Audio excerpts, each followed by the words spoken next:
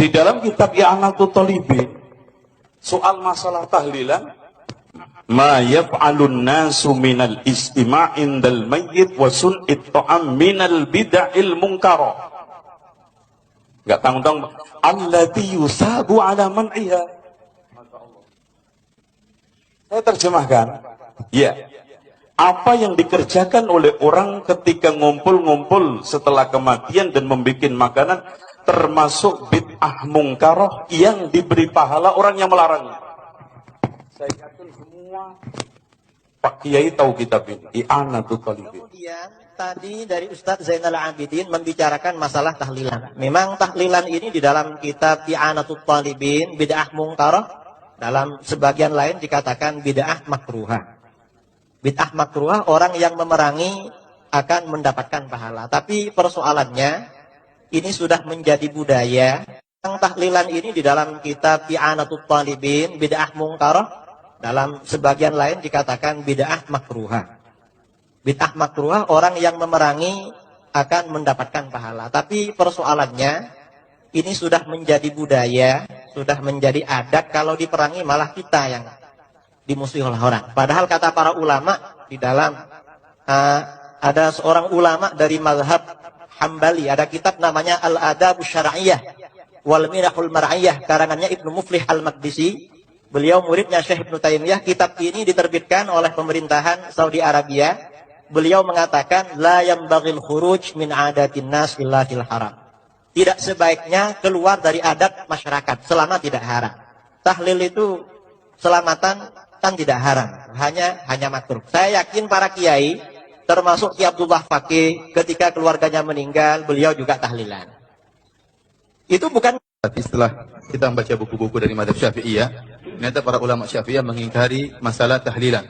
Lafal-lafal mereka bermacam-macam. Ada lafal mengatakan muhdas, sesuatu yang baru. Ada lafal yang mengatakan bid'atun munkarah, bid'ah yang apa? Mungkar, ya. Dan ini seperti tadi penekanan dari I'anatul Talibin, bahwasanya orang yang melarang akan diberi apa? Dapat pahala. Ini menunjukkan penekanan yang luar biasa tentang masalah tahlilan. Dan kita dapat yang menyedihkan di tanah air kita, tahlilan ya seakan-akan suatu perkara yang wajib. Dan ini kenyataan, kalau orang tidak tahlilan, seakan-akan dia salah. Sampai ada perkataan kamu seperti ngubur seekor kucing.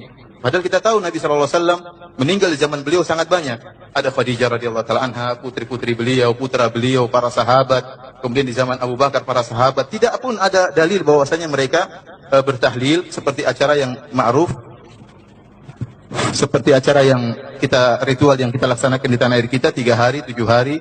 Ini juga bilangan dari mana? 3, 7, 40, 100. Kan para ulama Syafi'iyah dengan tegasnya mengatakan bahwasanya tahlilan adalah bid'ah. Oleh karenanya kita mengajak kepada para ikhwan, para saudara-saudara kita dari Nahdlatul Ulama dan yang lain Ahlussunnah wal Jamaah untuk kembali kepada masalah ini, kembali kepada mazhab Syafi'i. Tidak ada salahnya ini memudahkan kaum muslimin. Akhirnya kita dapati orang yang tatkala harus tahlilan dia harus mengutang sana, mengutang sini. Sudah terkena musibah ditimpa lagi dengan musibah, harus apa? Membiayai 1 hari, 2 hari sampai hari ke-7, kemudian hari kesekian. Ini sangat merepotkan. Apalagi saya baca di internet sampai ada yang mencuri kabel gara-gara apa? Untuk mengadakan apa? Tahlilan. Dan ini kenyataan, merepotkan.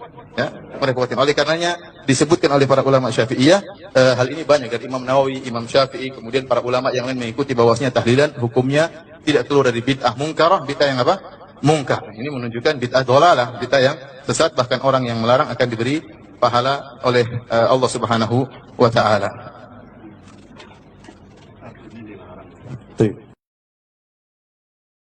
Ingin membicarakan masalah tahlilan. Padahal ini nanti ada sesi sosial tentang tahlilan. Memang tahlilan ini di dalam kitab I'anatul Talibin, bid'ah mungkarah, dalam sebagian lain dikatakan bid'ah makruhah.